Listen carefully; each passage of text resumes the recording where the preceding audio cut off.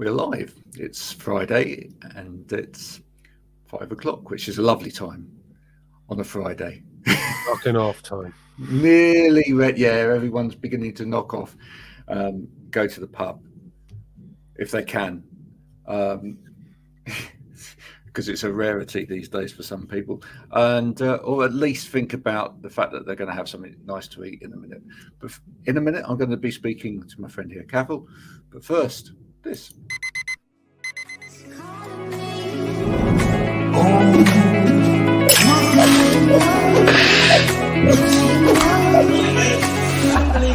I need to get going, Mel. See you later.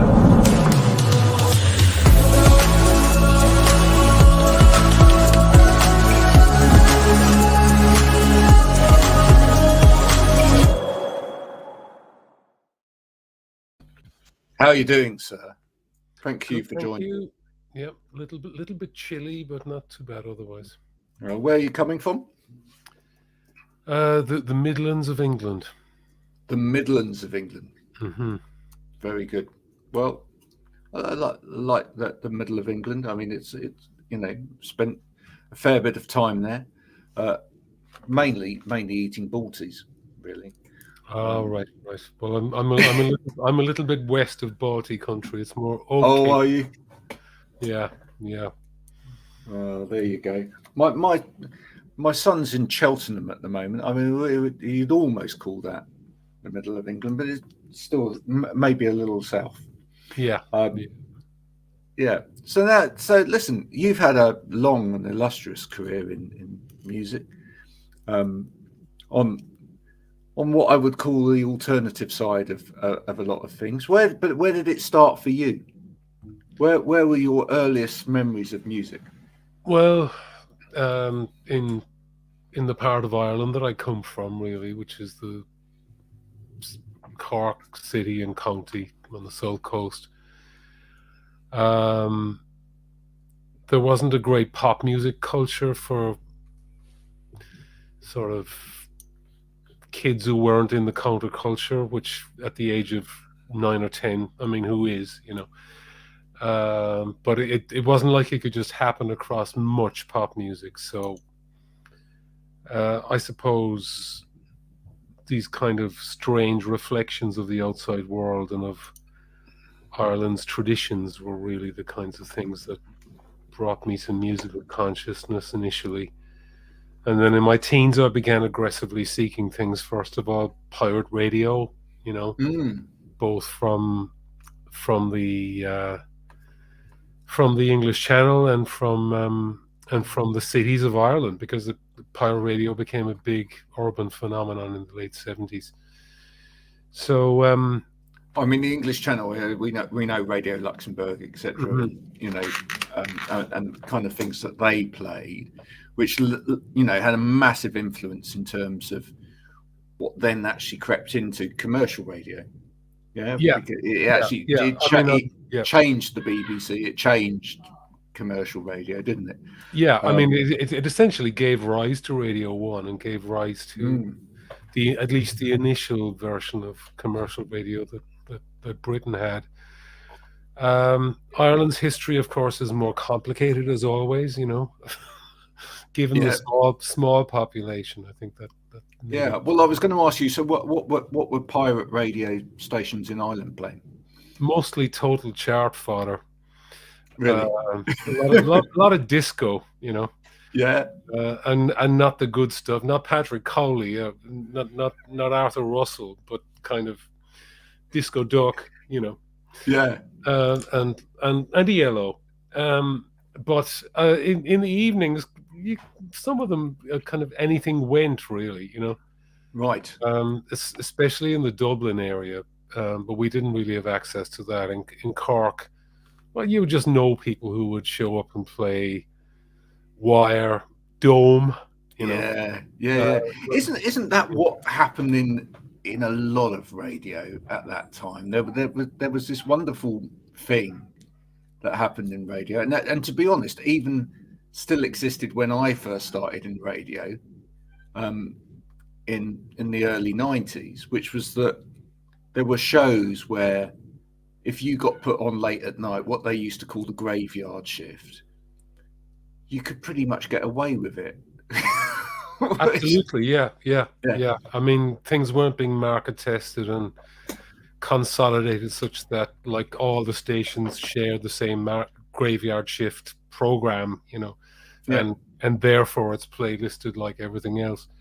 No, there was really nothing like that. So yeah, if someone had the fortitude to actually show up, they could do whatever they liked as long as they didn't expect to get famous or, you know, whatever. It was never, I think it was never about that. I mean, you know, I for myself, I did plenty of sort of 3 o'clock in the morning to 6 o'clock in the morning shifts, but the absolute beauty of it was just being able to pick whatever you damn well liked. Yeah, I mean, there was someone I knew in Cork who used to specialise in just playing Bob Dylan bootlegs all night. Yeah, and you know, it was on a station which for the rest of the day was just ELO, you know, disco dog. Yeah. That's fantastic. Yeah. So, what sort of gems from those? I mean, I presumed you listened to some of those early morning things, and what sort of gems did you pick up from there? Then you mentioned things like Wire, etc. But was there anything particular to Ireland that you picked up from that?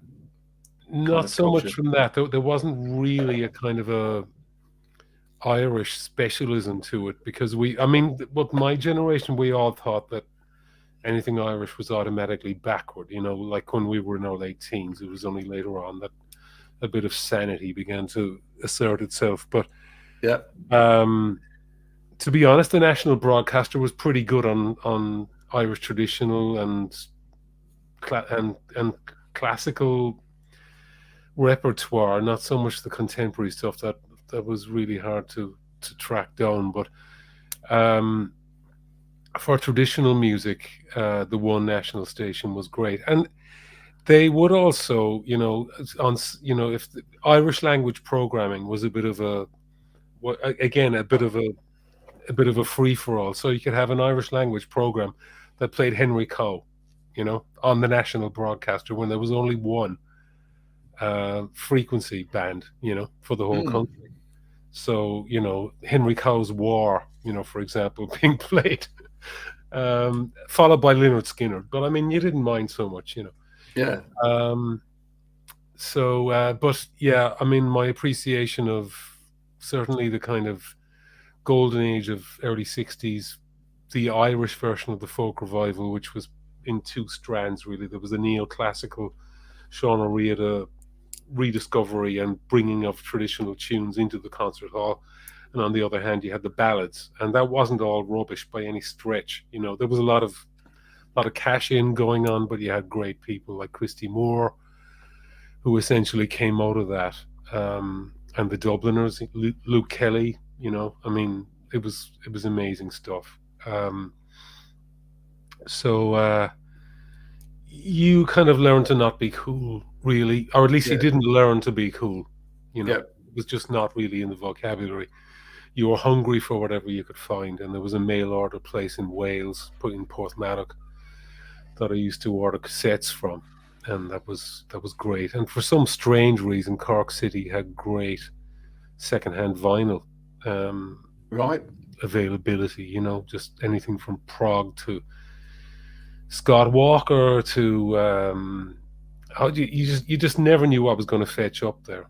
You know, when did being in a band and wanting to do that band thing suddenly become a reality for you? When did that start for you?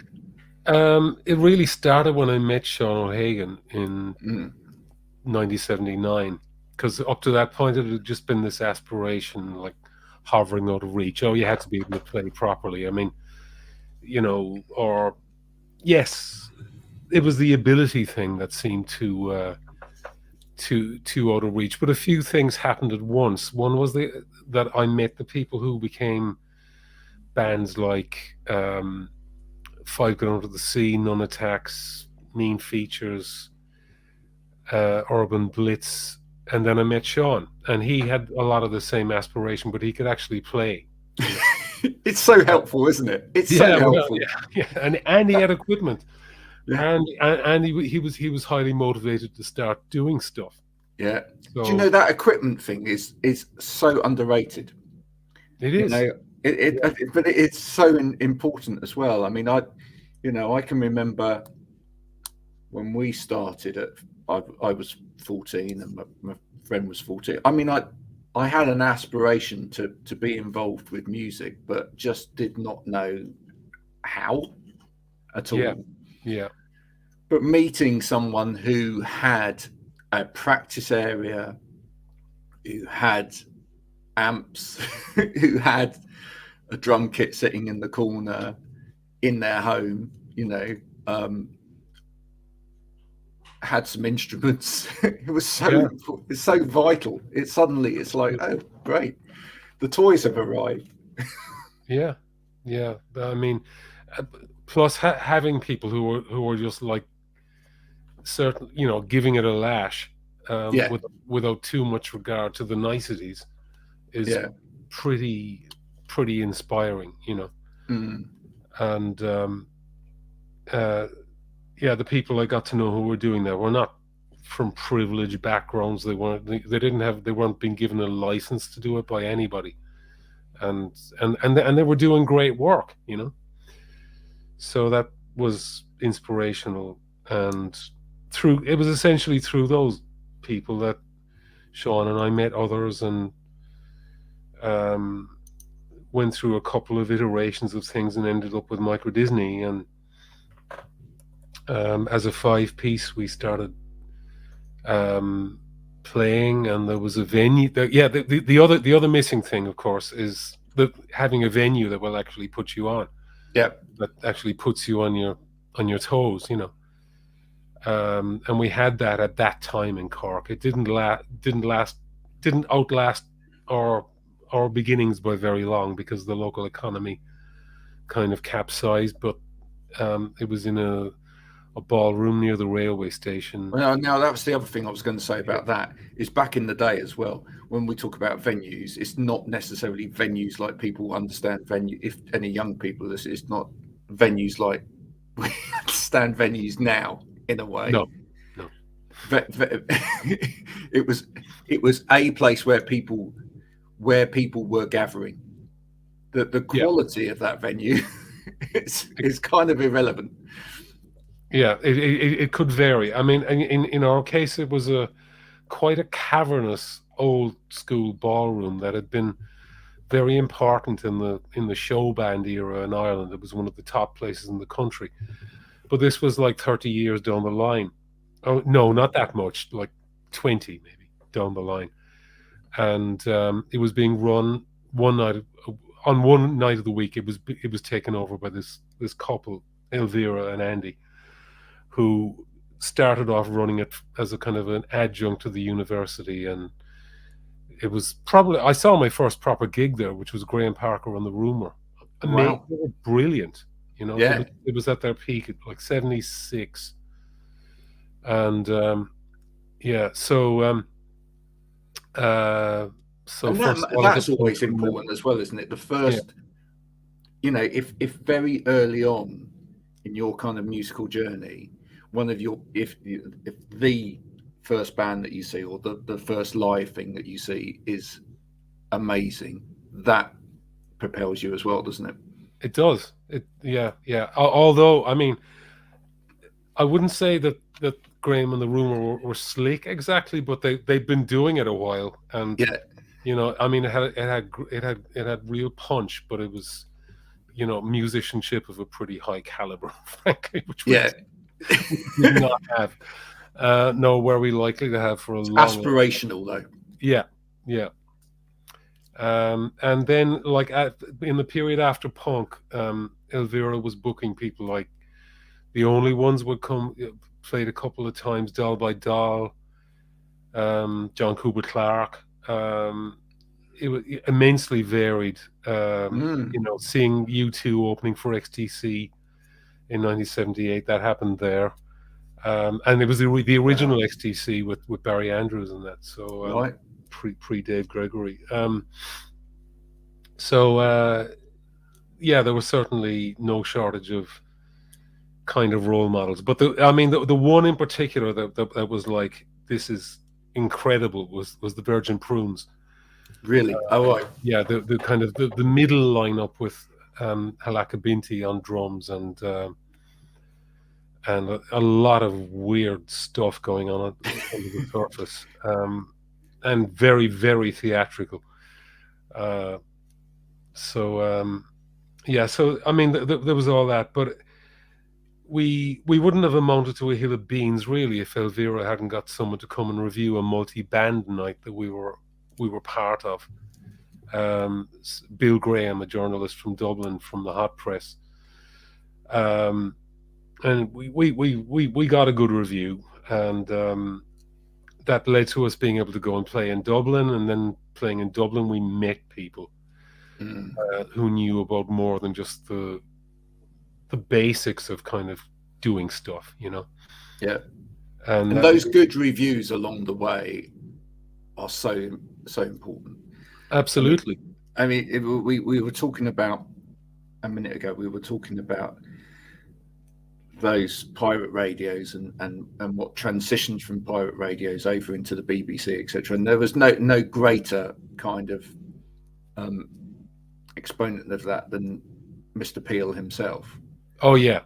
Well, I mean, that was big to us as well. You could only pick up BBC Radio 1 after dark because of the ionosphere factor. But yeah, I mean, you'd record Peel, you'd do all the same things that people did in the UK with it. Really, I mean, it was the way in. Yeah, and Mr. Peel was very nice about yourself, sir. In due course, he was. Yes, I mean that was another decisive one. I mean, when we had slimmed down to a 2-piece and it was harder Scrabble, still really to keep going. The fact that he began playing Helicopter of the Holy Ghost and Pink Skin Man, really that was what paved the way to everything we went to do. I mean, the fact that we could be sleeping on couches in London and have a session the week after we arrived. I mean, that can't be described really what a leg up that was. And the fact that Peel and Walters kept on giving us sessions during a couple of years. I mean, the fact that you could, from whatever scratching around you were doing in London, you were actually getting through to people up the country, you know, Manchester, Liverpool, even Glasgow, as far away as, you know. I don't think some people realise just how much of a sort of dual life, in a way, some people lead in that process, and I think it was kind of even more particular back in the day than it is perhaps now, because I know a lot of young musicians now have, they are career minded as well, and they have a career and they get the career sorted out, and then the music runs parallel and they self-manage and all of that. But I mean, I remember a very good drummer friend who at weekends was doing really very well and was getting on radio and getting played and was starting to play some very big gigs. And from the outside, you'd think, God, this guy's doing he's made it, Yeah. And then we'd meet at the fish and chip shop, and he's like, can I catch 50p to get some, because he just didn't have 2 pennies to rub together. Yeah. I don't think people realise that, you hear someone on radio, people think, oh, they must be doing great. Yeah. But I mean, part of the thing, it's a funny phenomenon, and I've molded it from most of my adult life, that duality. Yep. But I've come to the conclusion that part of people's appreciation of what you do is in some mysterious way wrapped up in that suspension of disbelief. Disbelief, yeah.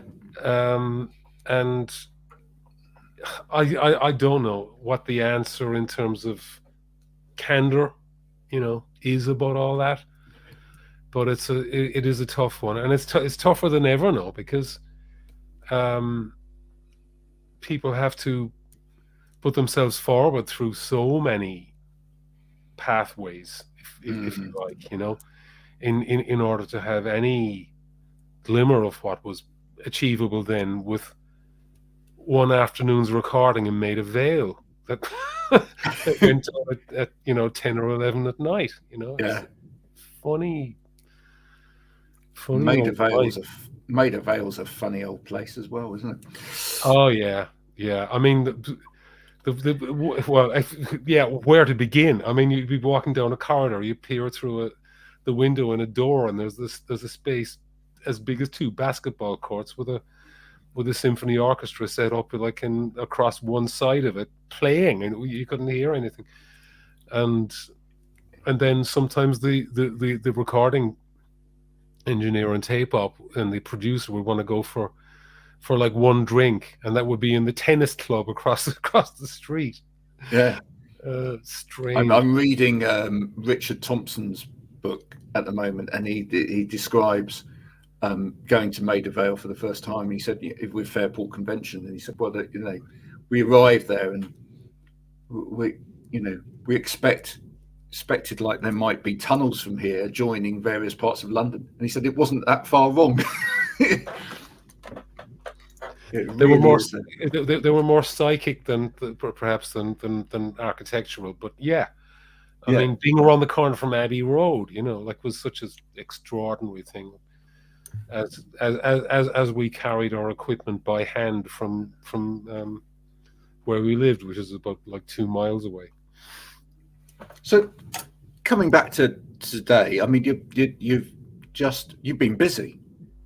You've been very, very busy, as a lot of musicians have. Was that kind of forced on you at all by the pandemic, or was this planned that you were going to be doing this much output? It was planned.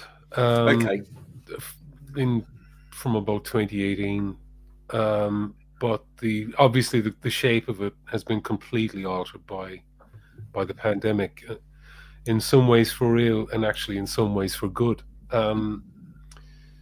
Certainly the association with Jacknife Lee, sort of becoming reacquainted with him,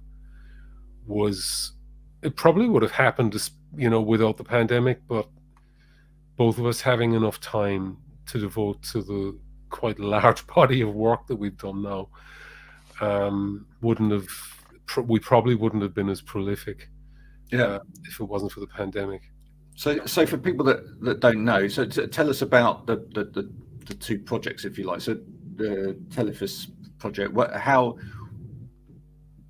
does that work out? Where do you come up with the ideas for that? Well, I've been working on my Song of Co-Aklan album. Yep.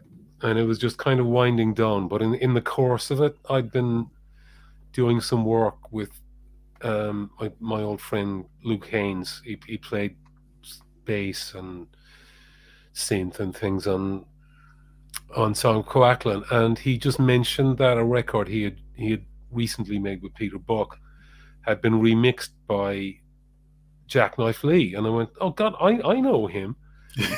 Because we had met years ago. We were both kind of under the tutelage of, well, me and Sean and Garret and a whole set of other people in Dublin had been heavily mentored by Dave Clifford, who ran a publication called Vox, not to be confused with the English music glossy that came much later.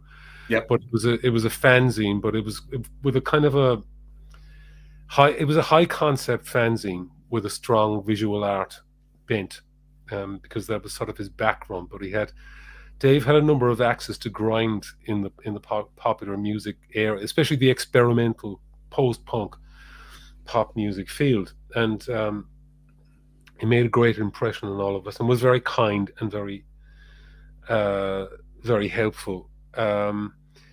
So I knew Garret from back then, from a couple of events that had happened under the auspices of Dave. And Garret, as I recall, played one of his first solo outings as a very young musician, opening for Microdisney on our final two-piece show in Dublin before we emigrated. We'd been in sporadic social contact through the years, but through that kind of Luke connection being made, he put us in touch, and we had a video chat, and Garret said, well, why don't we do something? So it started from there, and he is, when it comes to creativity, he's a force of nature, really. Off the scale. Yeah. He's always tinkering with intent. Yeah. So we kind of created this way of working whereby he initiates something, a track, to usually quite, conceptually developed, if not entirely fleshed out musically, and then I'll do some work on it, which varies in extent. I mean, it's usually most of the lyrics, and sometimes, quite often, the vocal melody, and the vocal, and we bat it back and forth a bit until it's a thing. So, and of course, there's quite a lot of electronic sound in that project, etc. as well.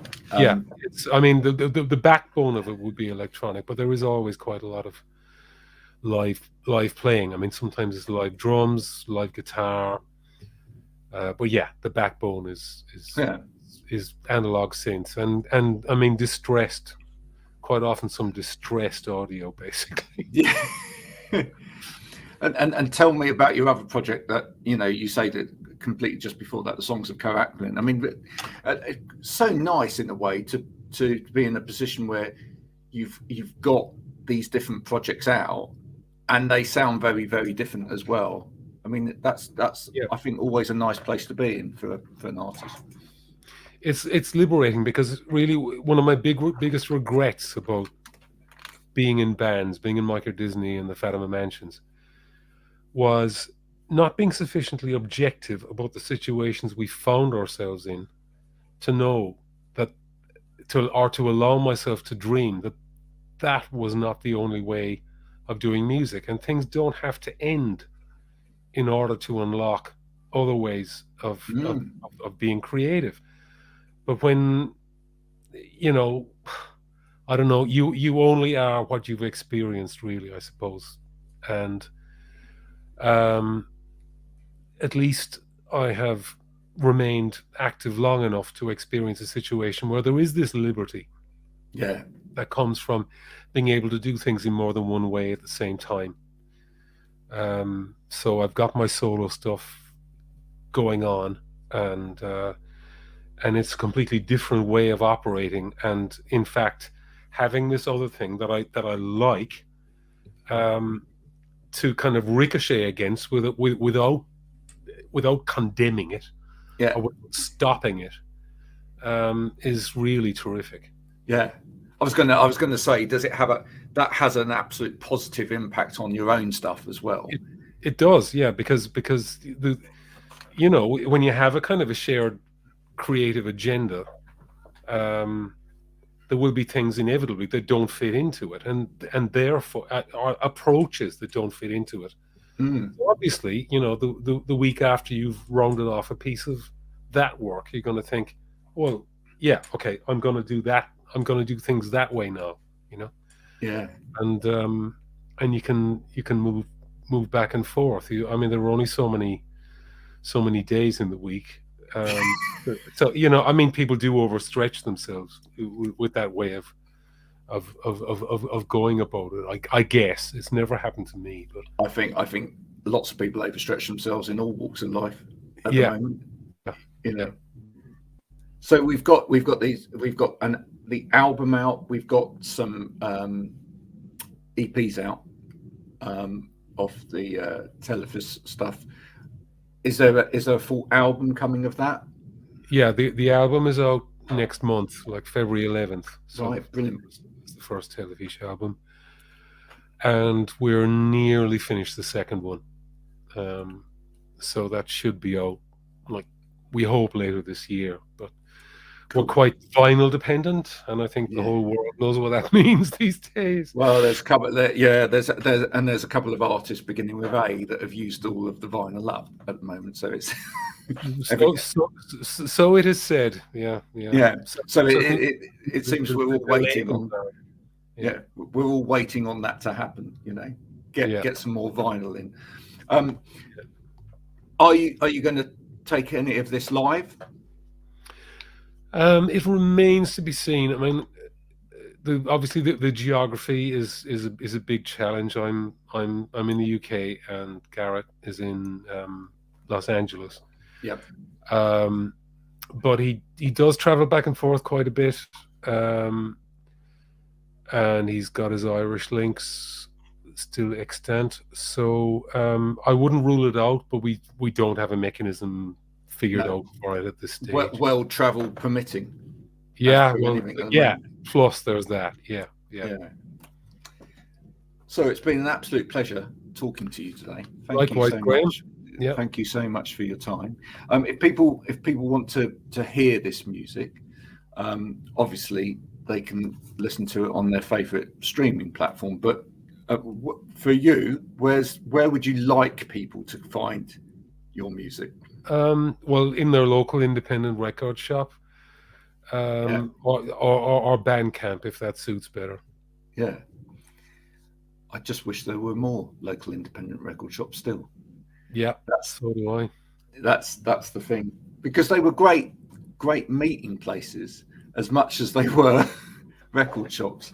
So do support your local record shop if you can still. And these will be out on vinyl though.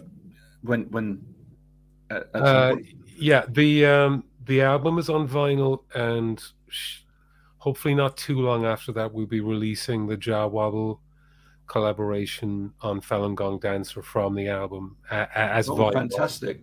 Right. We're in the process of releasing the Wobble versions digitally over the next couple of weeks. The first one came out today, basically. Yeah, there's a man that's put his name to most things over the years. He certainly has, yeah, and he's kept his signature. You know, that's the amazing thing. Yeah, no, tremendous. Thank you so much for joining me today. Brilliant, Graham. Thank you. Let's keep in touch, and I'll speak to you again at some point. But thank you very much for this today. Bye. Okay, take care. Cheers. Bye. Bye.